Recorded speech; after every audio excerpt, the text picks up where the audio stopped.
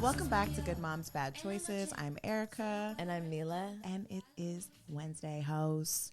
Happy motherfucking hump day, bitches. The best day of the week. It's Monday's over. We're halfway in. We're almost to the weekend.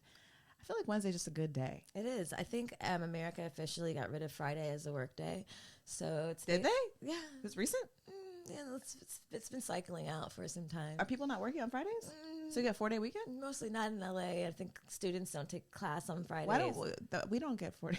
We don't get 4-day weekends. What the fuck? Well, are we supposed to give our people 4 days? Our people work every day. Whoever's listening, shut it. Don't turn it off now. You don't get Friday off. I don't know. Maybe that's just like a personal belief that I've adapted. I don't know if it's actually cycling out. I'm sorry if anyone.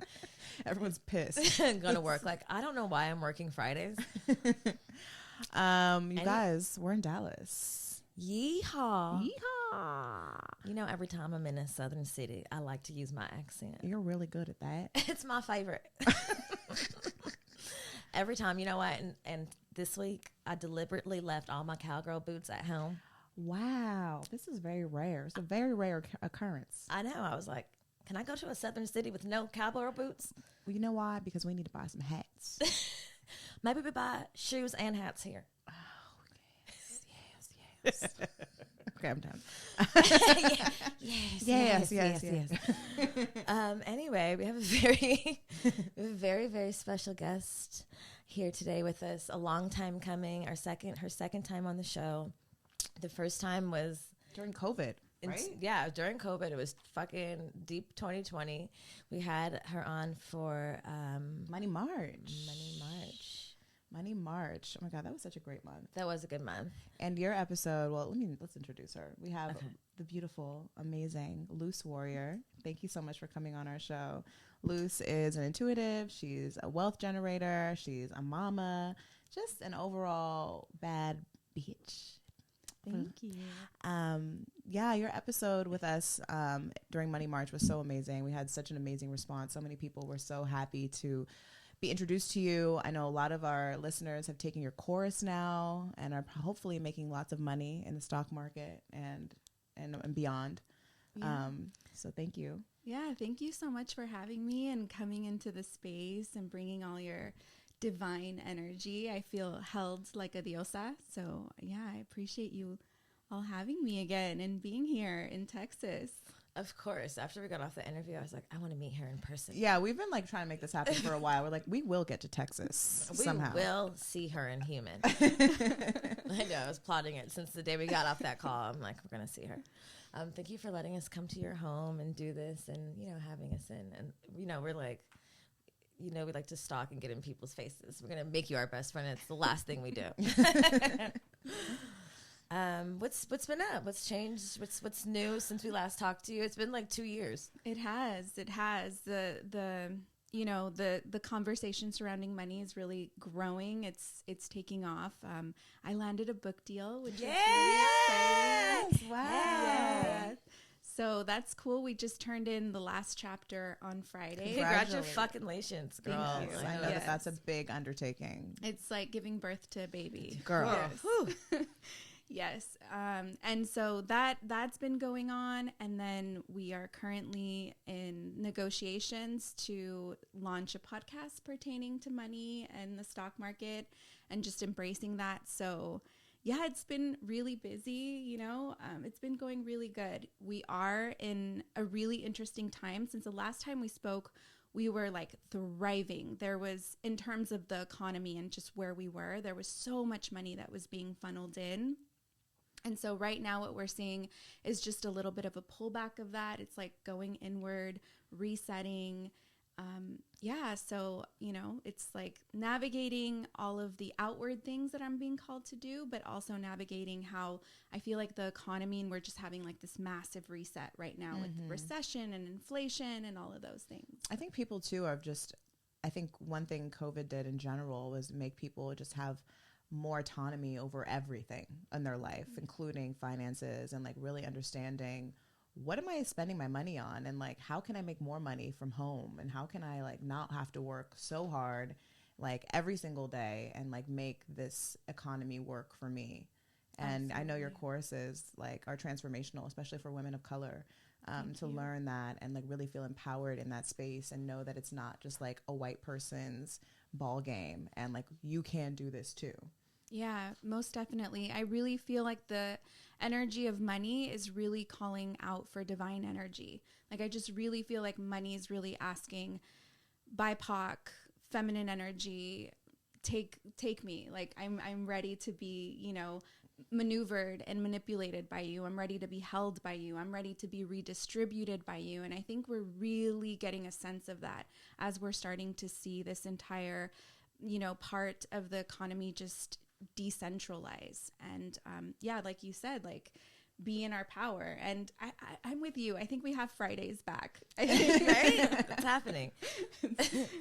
I love that. You know, I think we manifested loose even in 2020 because we really wanted like a witch who also knew about wealth, and like that is a very interesting combination to request from the universe. And literally that day we got her, and that day we recorded with her, Literally. and like, you know, we manifest shit really, you know, like easily. But I think it's very interesting because when you say like money is calling for like the divine energy and like the feminine energy and to be held, it's interesting because I do feel like women are in this time where we're taking our power back and standing in our power and like healing rapidly and like coming together to each other, and there's an awakening happening. And we don't really hear a lot of people talk about like women and money and like the relationship with money and the energy you have with it and how much that really affects how much you make and how much you avoid it subconsciously. And like, you know, we've all grown very much since, you know, it's like this rapid growth that's happening. I think because we are becoming more in tune with ourselves and becoming more empowered, like money is coming to us more easily. And I didn't realize until recently, like how much of a, like the energy I have with money, like how uncomfortable I am with it. Like I've literally had to say so many times, like, you're safe. You're good. Like you don't have to fear. And like this like energy that comes up in my soul about it is so interesting. And I think that we don't pay enough attention to that energy and how that like really can stifle how easily it comes to you. So like, thank you for talking about that and shedding light on that, because I think that, you know, as like women and like intuitive witchy women, it's important to pay attention to that so that we can leverage it more to us without, you know, avoiding it and being afraid of it. Yeah, you know, something really powerful that you just kind of brought up. I did this really amazing exercise with money. I just held cash, $100 in ones, just so I could see like the volume of it. And I had an intimate conversation with it that was guided by another woman that practices this. And I had to like look within and see how I felt towards money. And it was so interesting what began to transpire. One of the things that came up was like, it was wrapped up, you know how it comes in the paper, and I didn't want to open it. Like it was like I felt restricted from opening it and letting it loose. And then when I finally got to do that, I started to feel really angry, like really angry. And I started to yell at the money and like tell the money, like, why haven't you been there for me when I needed you? Where have you been? What about this time? And when my car broke down and, you know, like I just went through a series of events, and I realized how that was really transpiring with money itself. I was angry. I started to throw the money all over the room. It got crazy. I was just like pissed. And, you know, the woman that was guiding me said, now who in your life do you feel this same way with? Who do you not have access to? Who are you not supported by? And I was like, my mother, you know, my mother. And interestingly enough, when I started to really make money, like when I started to see, so we can, point of reference, I went from 1 year making 15 to 17,000 in profits from my business to the next making around 230, to the next year making 600,000. So I saw money come at me rapidly, like month over month, just like come, like sweep in. When that pivoted, I had a big breakthrough in the relationship with my mom. We repaired our relationship. We started communicating. So it was like money was mirroring the relationship. Yeah. So you made me think of that. Like chill all over my body. Wow. Yeah. So I think with that, I think it's important to see how we feel about money intimately in that way. And then where in our childhood is that reflected? Because everything is just tied to. Of course. I mean, I think about reflect. I mean, I think we talked about this on the last episode that we did with you. It's like the fear that people have around money and like the unlearning that we have to do around it. Because I know even for me, this is something that I've worked on more and more this year is like, not saying, oh, I can't afford that. I can't do that. No, like I'll get the cheaper one. Like lately I've been like really indulging in the things that I want, and it feels, and it's helping me learn like, why am I cheapening myself? Why am I, obviously, yes, within reason of like what I can afford, but if I can afford it, why would I buy the other thing that I don't really want? Because I feel like that this thing is going to like put me in it's going to make me in a deficit of some sort, or I don't deserve it. Sure. Or like maybe later. Yeah. And I think that when we really start to expand in that way, like when we make room for luxury and we make room for things that are higher quality and just better for ourselves overall, the universe always yields. Yes. And always. Since I've been spoiling myself, like other things have been coming my way in that way. Yeah. Yes. And I think about like where I've really thought about like, where did my fear and money come from? Like, what was the moment in my life? And it definitely was my childhood. I remember there was a time like when my mom was going through a really difficult time, and I was going to a really prestigious middle school. And I was in school with like a lot of wealthy white people. And I wanted, like, I was like, Mom, I want this. I want that. Because I had no concept of money. I was like, I want this Kate Spade bag. Like, what the fuck did I need a Kate Spade bag? Everyone else has one, Mom. Like, this school was nuts. These girls were wearing tiaras to school and shit. It was crazy. Oh my God, it was like the era was like the Sweet 16. Do you remember that phase? I don't know if you remember that phase. It was like a little dainty one. I do. Yes, wow, it was the brief. little tiara. Like, why? Like, everyone's a princess. I don't know. There were these things that I was asking for, and I remember she was like, Erica, we can't afford it. And I'd never heard her say can't afford it. Like, and I like saw like the fear in her too, and like the pain of her having to tell me that, and I immediately got scared.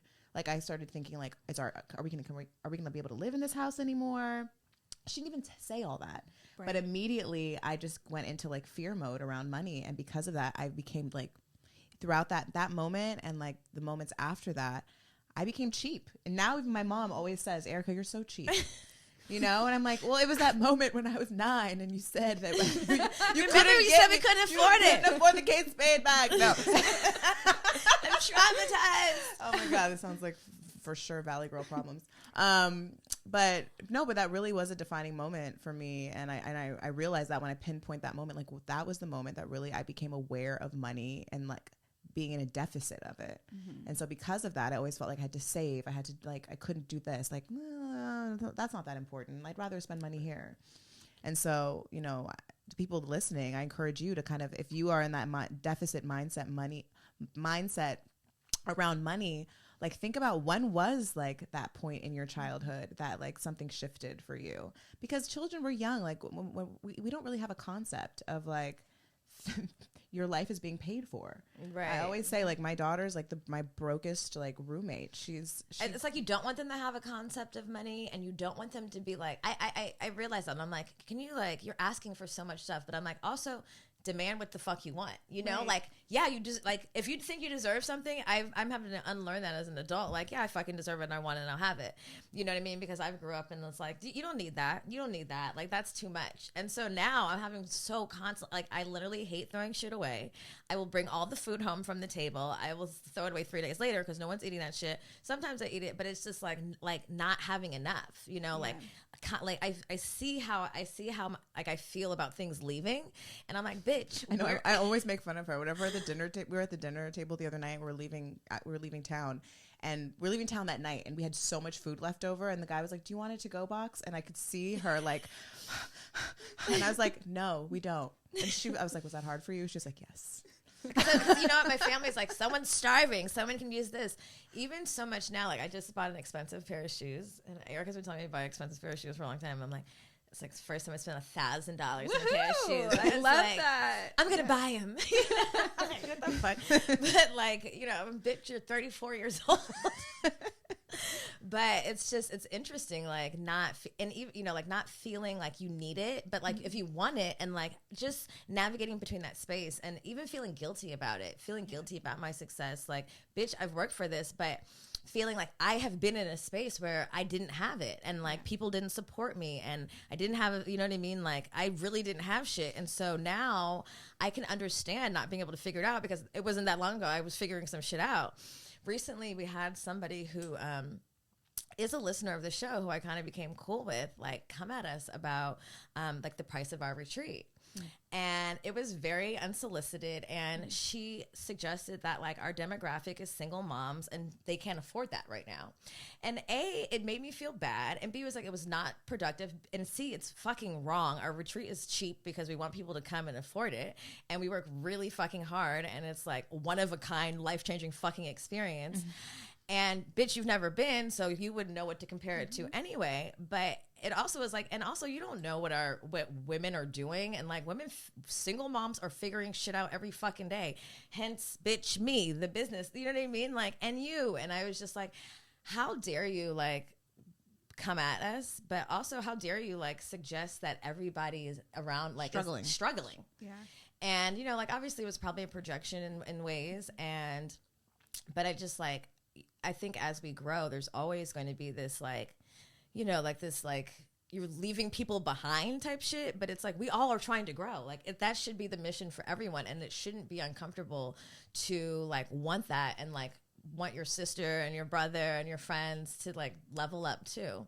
So it is interesting, just like the relationship, I think, from childhood, examining that, and also how you talk. While you were talking about this and talking about your childhood too, I was thinking about how I only recently really started to like unlearn the ways I talk about money, and thinking about how I've already talked about money with my daughter and the things that she's heard me say, or like, no, we can't get that right now, or like, no, and like how it's my duty now to like make sure that I'm not passing on my traumas around money to her. You know? I think definitely. And I think it's also not only what we say, but I think it's also a lot of how we're behaving, like just the energy and the thoughts that we have. I think it's great that you're picking up on like you're parenting yourself. You're moving through like, I feel this scarcity when I'm at the dinner table, like catching yourself in those moments, I think is so important. The ability to be able to step out of ourselves and reflect, this is where I need to work on, I think is a really crucial part of also showing that behavior to our children, whether we're saying it out loud or not. I've watched my son grow up in a completely different way, reflecting the way I feel about money now. Granted, I still have scarcity. I still have money wounds, money traumas that I'm working through, but I'm nowhere near the teen mom that I was with my daughter. So I can see the stark difference in like her traumas where I'm like, fuck, that was me. I did that. And then I can see, you know, the difference with my son where he's more in a space of abundance. And, you know, that contrast also makes me feel guilty, like bad. Why didn't I learn faster for my daughter, etc.? But what I've learned with my son is that it's mostly what I'm not saying that he's picking up on versus what I am saying. So I think, yes, obviously, you know, it's important for us to be conscious mothers about how we're talking about money and displaying our relationship. But I think a lot of it is what we're internalizing as well. That's crucial. I've seen my son I'm going to tell you this really quick story, but he was 3 years old and he's watching this wrestling movie for kids. And someone comes in to rob a diner. All the kids are at the diner, and the kids run under the table to hide. And the man pretends to have a gun under his shirt and is like holding up the register. And he gets so emotional, pauses the movie, and I'm like, "What's wrong?" He's like, "I just feel so bad." And I thought, is it the kids? Is it the person behind the register? Like, what is it, you know? Never did I think he was empathizing with the person that was robbing the, you know. But that's who he was. Is he a Cancer? Right. Is he a little Cancer? Yeah. He has a Cancer moon. So Yes. Yes. And he's like, he just needs money. That's all. He just needs money. And they're all mad at him, but he just needs money. And I was like, okay, so what do you think he should do? Well, I think he needs to get money and we need to teach him where to get money. And he's like, and I'm like, and where do you get money? He's like, in the stock market. Oh my God. Like such an easy solution for him. But it tells me like, wow, you're paying attention, you're listening, it's what I'm not saying to him that he's picking up on. Right. No, that's amazing. I mean, that's really at 3 years old for him to understand that and have that empathy and like also know that like it's so easy. Like he could get it. Like I love that he already has that ingrained in him, and that's going to be transformational for him as an adult and not having these money wounds and money traumas for sure. I was thinking about, on our last episode, Luce, I don't know if it was on the episode or it was later, you gave us a message. You basically were like, I have a message. I feel like inclined to tell you something. And you were talking about just our bond, me and Jamila's bond. And like, I know that you're an intuitive and kind of like you just can feel things as many women as we do when we're tapped in. And you called our union kind of an entity. Like we had an entity outside of just our relationship. Our relationship created an entity. Like this third entity that is like encompasses all of what we're building and all of what we're doing. And that conversation really transformed our business and transformed our relationship and transformed our bond, and like realizing how much we have to protect the entity. Yeah. It's like giving her a name, like acknowledging her as such, because like we could feel her, but when you like when you put words to it, I was like, oh, and then we can refer to her like our entity, like protecting our entity. But it really did shift a lot. Like acknowledging her shifted a lot in our business, and like even like accelerated our ability to manifest. Wow, I feel her. Like even just seeing you all in person, like your bond. I think what you have is so special and it needs to be reflected. That's why I think obviously it's important for you all to protect her for you all, but I think it's also important for you all to protect her for all of us so that we can see what's possible between two women. It's so important because I think for many of us, those types of relationships have never been modeled. So you're modeling something that's so beautiful. I always feel so intimidated in a good way when I see you all on Instagram or your power. It's just it's what you all do together in your own body, in your own right, and you open up the space to bring me into that, and I know I'm not the only one that feels like that. I'm sure it's every single room that you walk in. So I'm happy to hear that you all are here in Dallas and that you all are entering rooms where they need to see this entity, like, I'm here. And because we can feel it. I'm sure everyone in this room can feel it. I'm speaking for all of us. Thank you. And thank you for sharing that message, because truly it has been transformational and like really helped us tap into also trusting our intuition, and I know that like you are an intuitive, and I'm just curious to know, like, I think so many women, obviously we all have intuition, and some of us trust it more than others. Some of us ignore it more than others. Like, what are some ways in which that you've been able to kind of just stay in tune with your intuition? Yeah. So it's funny that you all say I use the word entity. I think that's how I see my intuition. I see it as my higher conscious. So I see it as like goddess me. And so anytime that I turn my back away from my intuition, from this energy, everything always goes wrong. And every time I just follow it, no matter how scary it is. And I think that's the hard part, is like we're walking into a space that is unseen, unfelt, untouched, unheard. And so you're going into this dark void, and every step that you take, like the floor lights up, like everything shows up for you, the money for the bag comes in, like everything is just like showing up as you're walking through this space. But it's dark and it's empty and it's untouched and it's scary. And so we're not used to that. So that entity, that energy, that to me, it's like my inner higher self.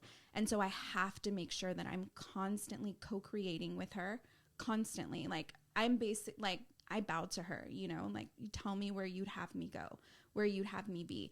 And that was really, hard for me to construct for myself because I did come from a very religious family where before I saw that as like a white man in a robe, I'm like, oh no, this is you. Right. This is me. This is us. This is we. Like, you know, this is not.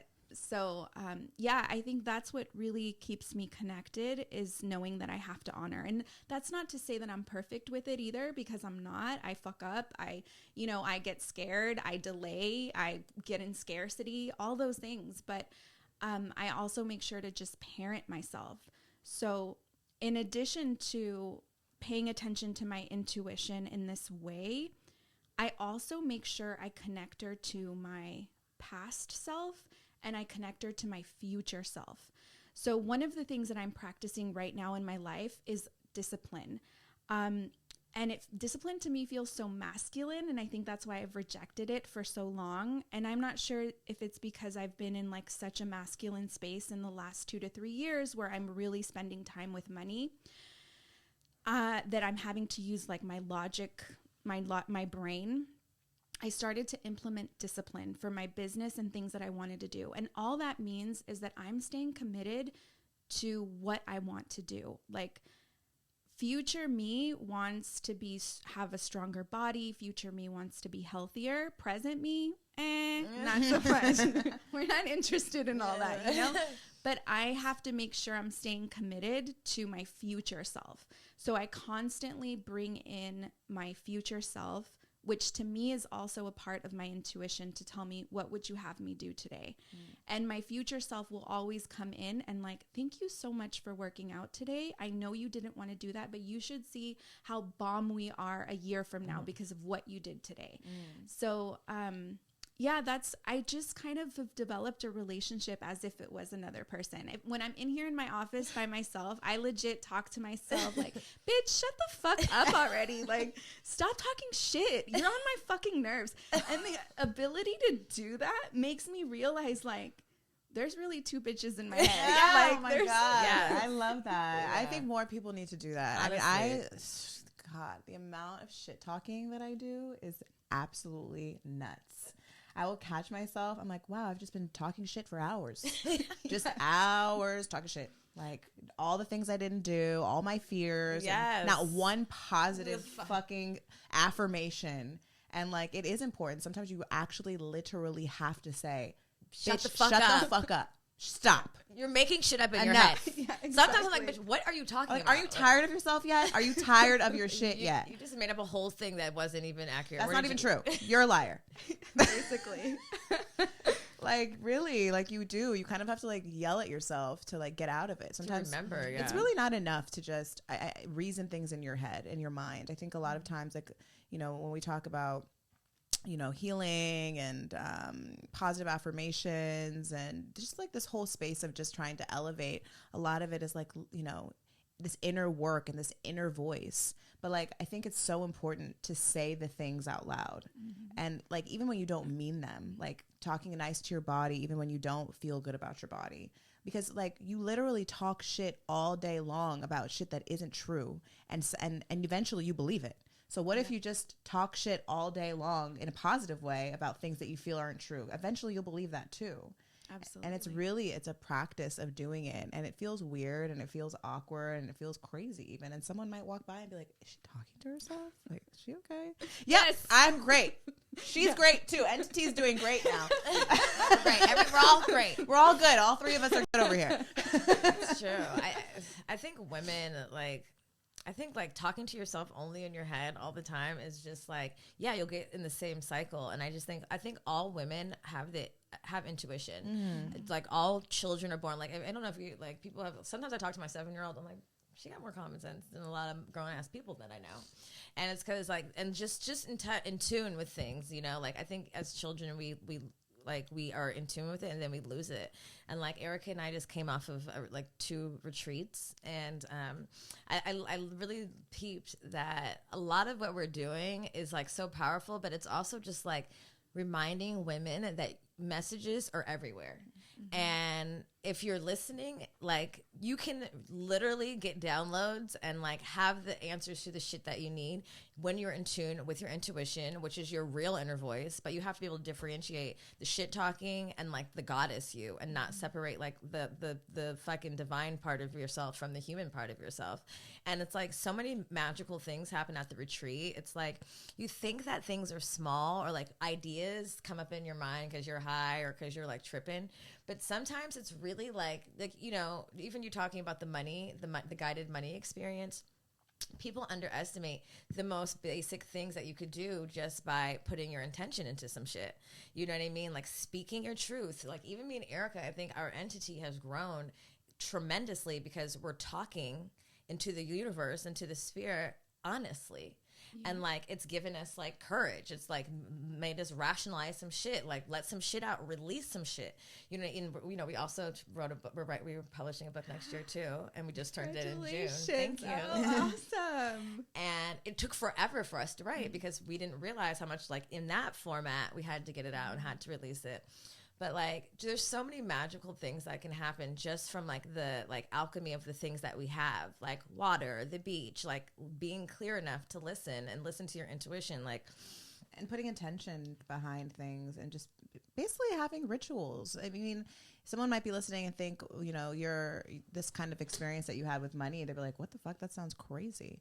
Or like, or someone might be listening and be like, oh, I should try that. I think like what you do, what works for you, but you have to do something. You have to have ritual. You have to have intention. And be open to all of the ways it can come out. Like we do a lot of like weird shit at the retreat. Like we're screaming, we're laughing, we're crying, but like it's exactly what needs to happen. It's exactly the type of release. And when we allow ourselves to like live in that truth and kind of like ground down, all the things that you need come to you.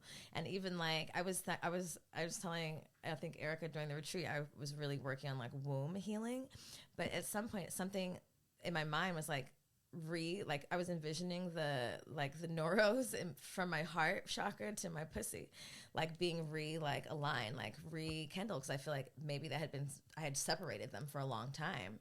Wow. And I just started to visualize like little like electricity like remending itself. And I was like, this is a crazy thought. And I wasn't high or anything, but I was like, but this is what needs to happen.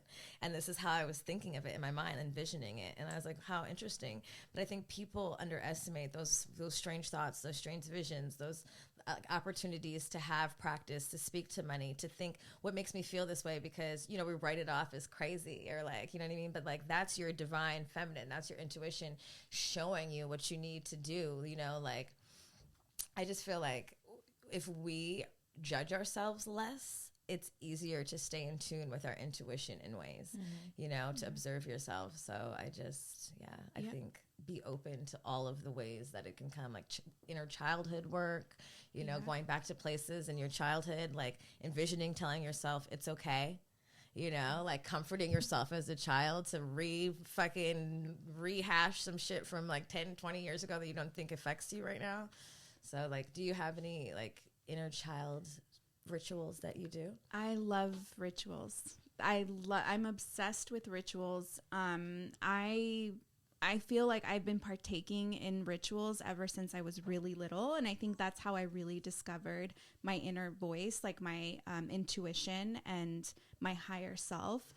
I had a moment where I was facing abuse as a child in a different home during the day at a sitter's house. And sorry to get dark here, but I would then spend the evenings talking to the moon because I didn't have anyone to tell. I didn't want to share with anyone. I hadn't shared with anyone until I was an adult. And I was in the space speaking to the moon. I would speak to her and like tell her, why is this happening to me? When are you going to save me? Constantly having that dialogue. I would go into the woods after school. We had like a creek. We had space there, and I felt like the trees and the mud and the water were like asking me to do things, like move this rock here. So I had little rituals like that I would do. And for me, it was almost like I was cooking something with the forest, you know? So ever since then, I've been practicing just really paying attention to all of the elements and allowing for the elements to speak to me. Even the tree in front of the house, I would go out there and touch it and allow for it to speak to me. I get emotional. That tree's still there. Like, I get to go visit that tree when I go to California and like see it. It's a special bond that the tree and I have. You know, I write my own rituals for the new moon and the full moon. I've been known to go out in the backyard and bury my intentions, like every intention as if it was a seed, pouring water and mixing it into the mud, into the soil, burying it.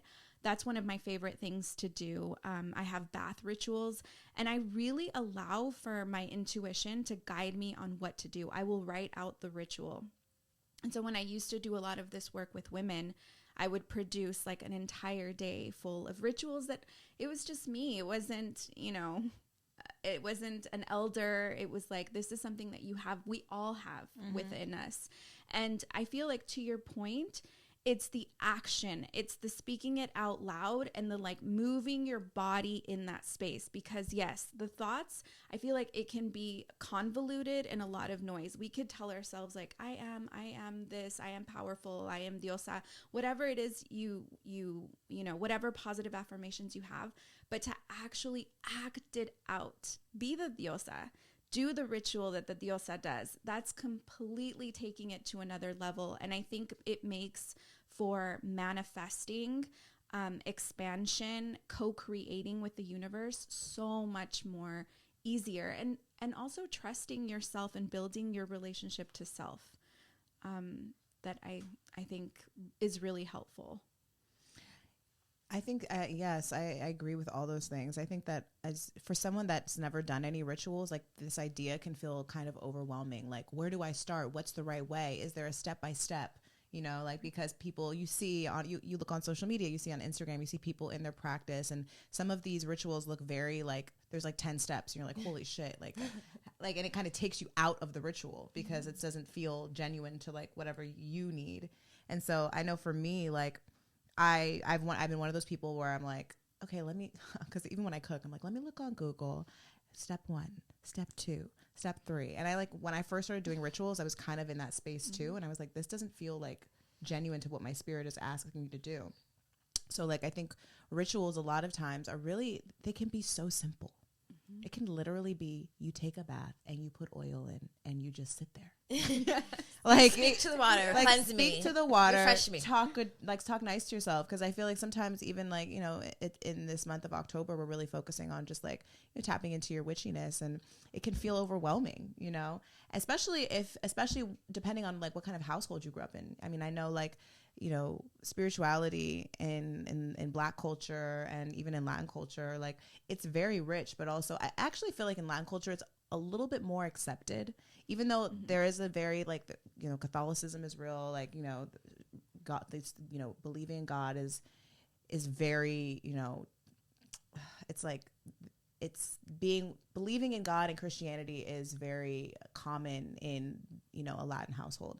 However, I do feel like there's so much magical, mystical shit within Latin culture, and same with Black people. But for some reason, I feel like we are a little bit more disconnected. No, for sure. And I know you said you grew up in like a kind of a religious household. Listen, like my mom, she was every Sunday at the Catholic church, and then sometime during the week she was getting her cards read by the lady. Oh, so she was doing both. Yeah. So, yeah. But it's like it's dually acceptable. You know, yeah, and that's what I was gonna say, because like even in my household, like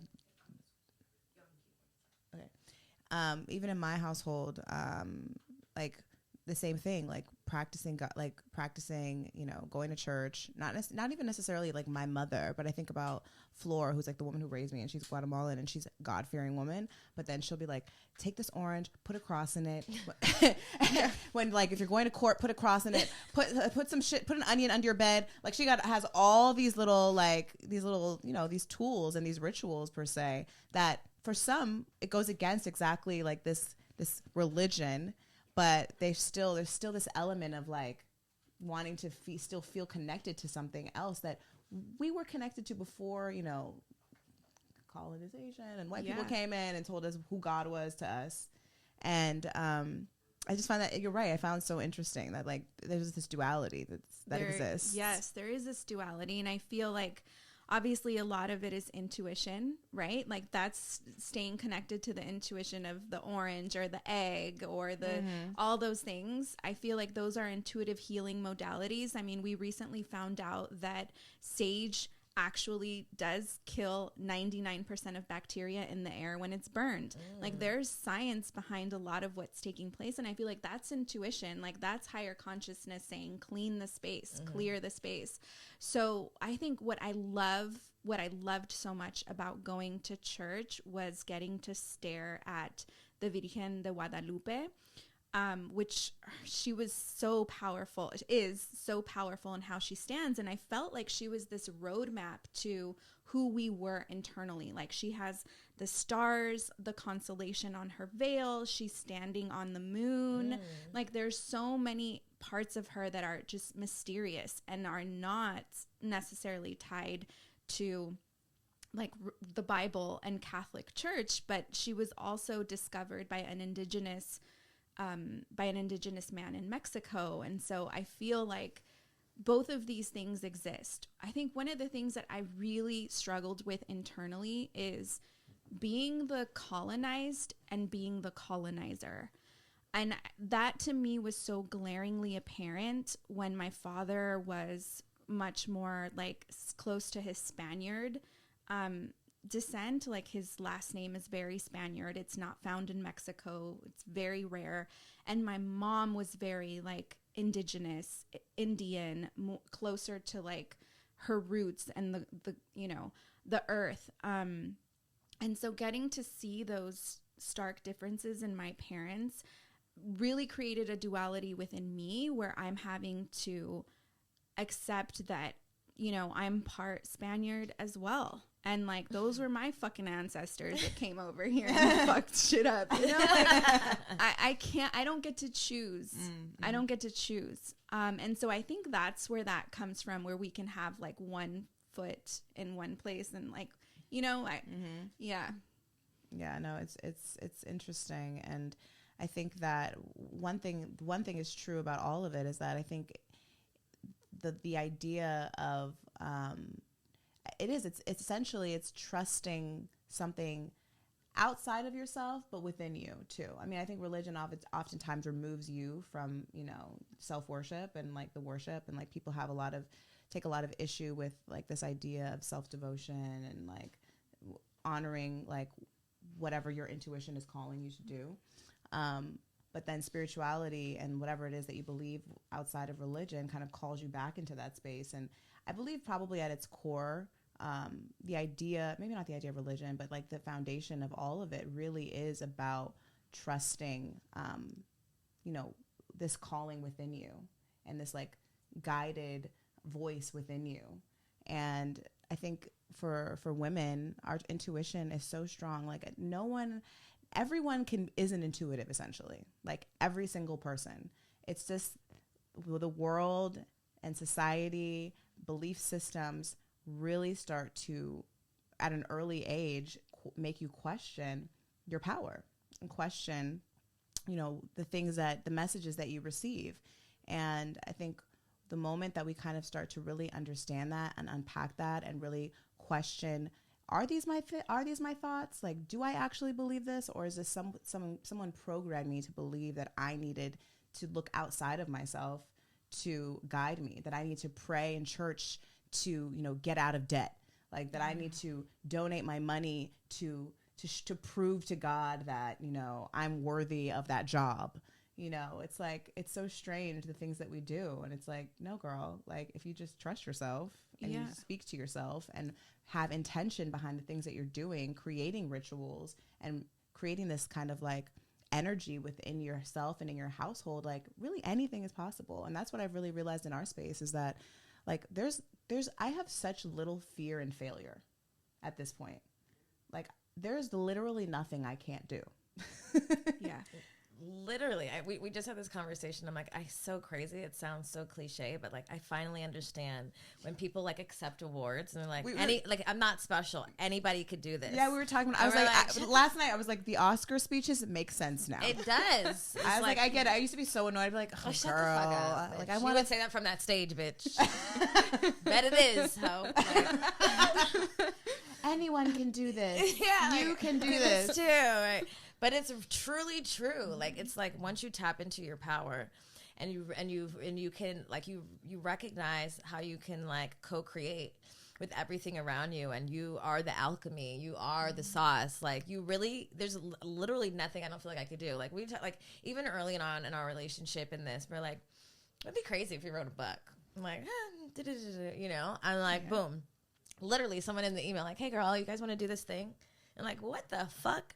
But realizing just setting intentions is like truth, and setting intentions, because truth is really what like calls out your alignment. Like, when you start living in like exactly who you are without worrying about all the shit, all the things, the universe will start to come to literally lay out to your feet. Literally every single fucking thing we've asked for, we get, including you. Honestly, like, we really do. And to the point where it's like, we know if we want something and we like say it once every couple weeks, every month, you know, and we're like, oh, this is going to happen. Like, yep, this is going to happen, you know, and it's just like tucked away, you know, even to the point where like maybe things come up and then it doesn't go exactly how we want, but I'm never in fear that it's not coming back around. Yeah.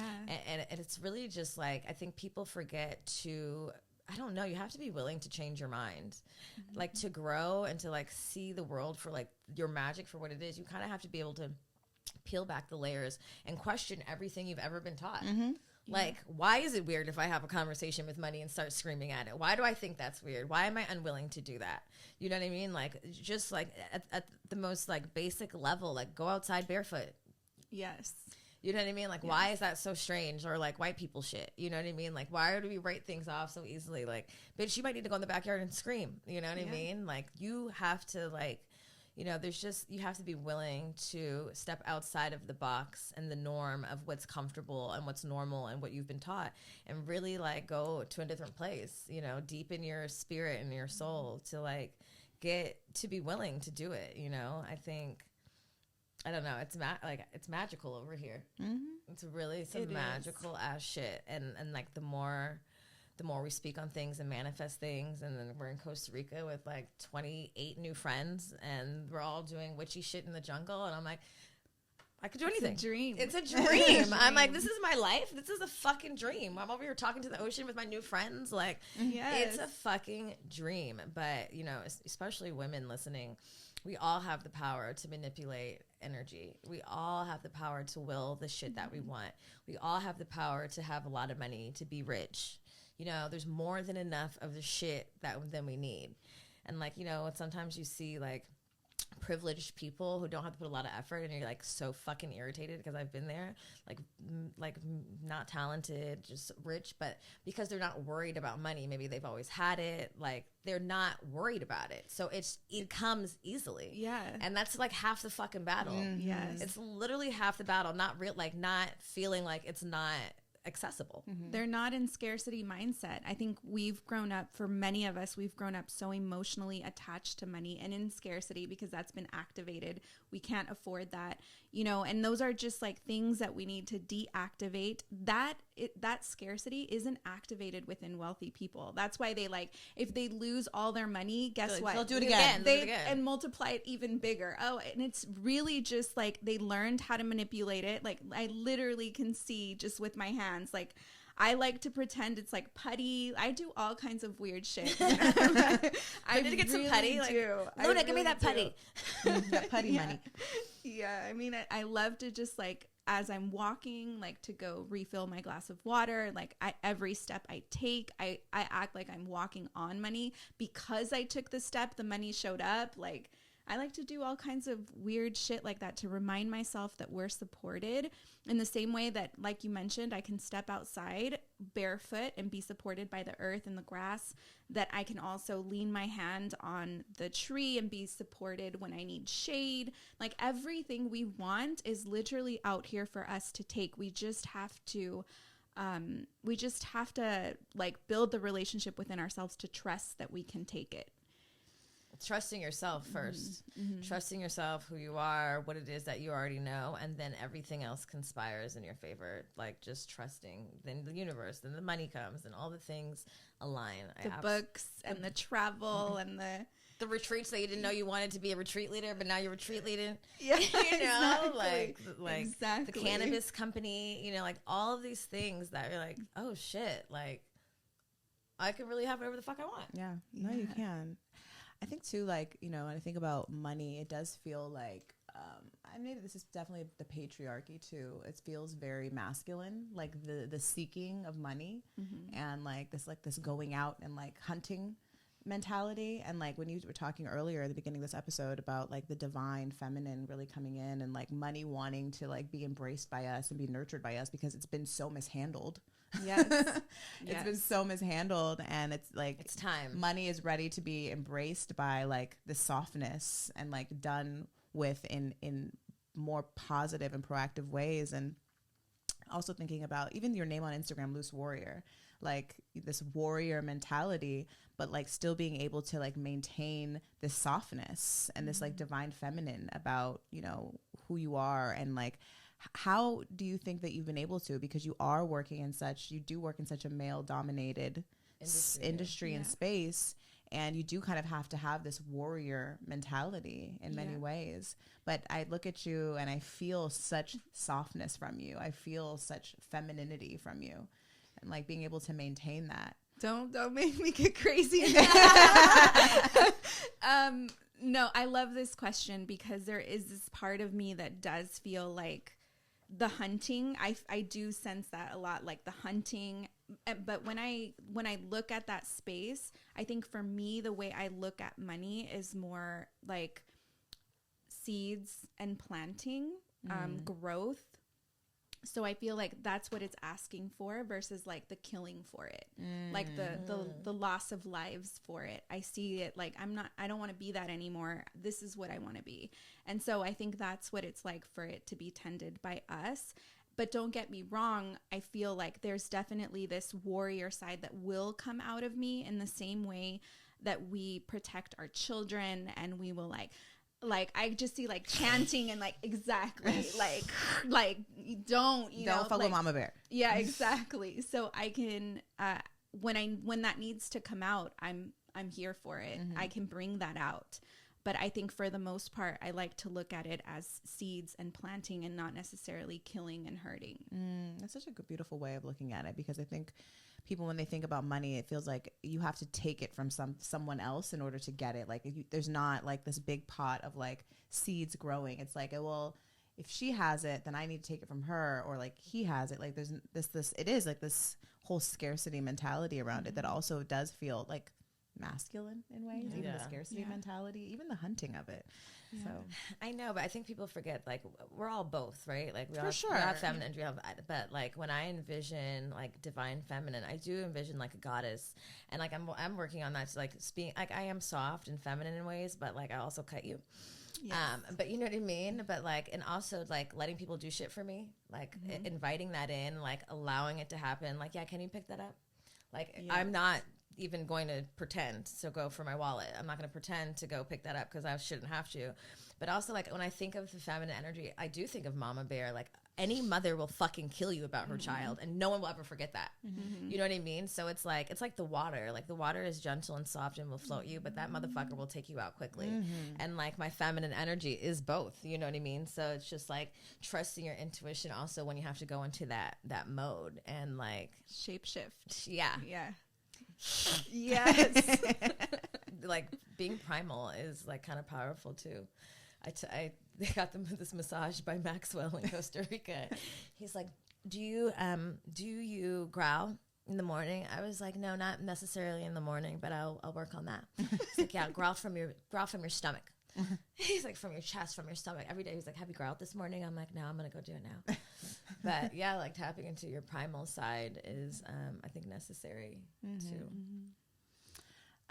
Well, oh, you know what? didn't do an affirmation. Oh, yeah. Do you have an affirmation? Yeah, Did we tell you this? Yeah, we didn't really tell you. Sorry. Surprise. We usually open up our show with an affirmation, or we do it at the end. And do you have any affirmations maybe that that help motivate you or that you live by? Yeah. I mean, I'm looking at one right now, so I'm going to go ahead and share the one that's in my office since we're here. Money is not my supply. No person, place, or condition is my supply. So that's an affirmation that I took from someone else that was written in an old book. But I really like it because it reminds me that money isn't a piece of a pie. Money isn't something I take away from someone else. Money isn't something that because I have it, someone else can't have it. Money is just something that we use as a tool. It doesn't even have to come from someone else or a paycheck or anything like that. It's something that I can generate, I can bring in, I can create. Like, who's writing the check? Who created the money from the person that wrote the check? You know what I mean? So it just really grounds me and reminds me that I don't need to be dependent on my condition or situation that I'm going through, that I just need to be dependent on my higher consciousness. And my higher consciousness is everything. It's literally connected to everything. So whatever I need, it's going to make sure that it filters over to me. And the way it filters over to me is none of my business. Amen. So money is not my supply. No person, place, or condition is my supply. I generate the money. I love that. I love that. So at the beginning of the show, Luce pulled a card. She pulled the 4 of Wands. We have a deck like this, but it's the mahogany rider deck. So the 4 of Wands is upright, is the celebration. It represents celebration, joy, harmony, relaxation, homecoming. The 4 of Wands shows 2 happy people dancing and celebrating with flowers in their hands. In the foreground, a beautiful wreath abounding with blossoms and grapes suspends between the wands. Together, these elements represent the joy and satisfaction that comes with achieving an important goal or milestone. The 4 of Wands is a card of joyful celebration, blissful happiness, and appreciation for the good things in life. When this card appears in a tarot reading, it is the perfect time to celebrate with those you love most. You may commemorate a significant event or a milestone, such as a wedding, birthday, homecoming, reunion, or may invite in a few of your favorite friends over for an intimate dinner. Hey, girl. Intimate dinner for no particular reason except to revel in each other's company. Relax and let your hair down. Enjoy this special time together. Because the 4 of Wands associates so closely with home environment, you may work on improving or renovating your house or are close to finding a new one. Perhaps you recently purchased a home or are getting ready to settle down in your new habitat. In numerology, 4 symbolizes stability and firm foundations. And with the 4 of Wands, you are now enjoying a period of happiness and security. This card indicates a sense of harmony and balance as well as completion, and thus denotes a time of peace and contentment in life that comes as a result of hard fought efforts. With that being said, ladies, I'd like to say congratulations on your first published book. Yes, congratulations. So. Huge. Yes. Yeah, it's important, I think, for us to reflect that that's easy. Yeah. You can do it too. Yeah. Yeah, and that you should enjoy the fruits of your labor. Yes. You deserve those $1,000 shoes, my love. Yes. I need the Giuseppe's. Yes. I'm going to buy you a Kate Spade just for old time's sake. I don't want Kate. I'm good. Just to heal your wound. Just to heal your wound, baby. I'm just going to buy the cutest Kate Spade. Just give me a keychain. The cutest. No, I think that card really does resonate, especially with just this idea, of like celebrating the things you have and not cutting, like, selling yourself short and enjoying the fruits of your labor and enjoying the people around you too that feel good to you. Yeah. And that we deserve it. Mm-hmm. You deserve however much money is coming in from the retreat. The women that are pouring the money into the retreat, they deserve to have space made for them in this way. They deserve everything they receive in that space. Like, it's not limited to, it doesn't mean good and it doesn't mean bad. It means that this is the law of the land and we are all welcome to receive and give and sow into. Yeah. Yes. Yeah, absolutely. And there's more than enough of wealth and abundance for everyone. Like, there is no limit. Yeah. It's literally limitless. We all have the ability to tap into that because it's infinite. Yep. An infinite well of the things that I need and want. Yes. Well, Luz, thank you so much for coming on our show. And you guys, please make sure you go check out Luz. Tell the people where they can find you. You can find me at Luz Warrior on Instagram, and you can find our community at In Luz We Trust on Instagram. Thank you. Thank you for coming all the way over here. Of course. In my space. I appreciate having your energy here. It's an honor. Thank you. Truly. I'm so happy to meet you in person. Yes, I'm grateful too. And I'm like, oh my God, I'm finally behind the infamous crown that I always see on her Your page. office is so cute. I know, I love it. You guys know where to find us, or if you don't, make sure you go look for us on Instagram. That's goodmoms_bad choices. If you love this episode and you love the show, please make sure to go rate and review us on Apple Podcasts. Give us that 5-star rating. Leave us a nice little comment. You can also follow us on Patreon, where we have a lot of bonus content. If you join Patreon, you get access to our Discord. If you don't know what Discord is, it's basically an amazing community where all of our tribe are connecting, talking, sharing literally every day. Hundreds of women are talking. They're meeting up in different cities. So if you're looking for your tribe, your Erica to your Jamila, make sure you join Patreon and we will add you to our Discord. We also have a retreat coming up next year in Costa Rica again. So make sure you go follow us on our website, goodmomsbadchoices.com/retreats, to find out more about that. Definitely want to come. It's definitely more of like these type of conversations, this type of energy there. It's all about just like really tapping into your divine feminine, tapping into your intuition, tapping into other women, and just getting free and getting just the break that you deserve. Yes. So anyway, we'll see you guys next week. Bye. Thank you. Bye.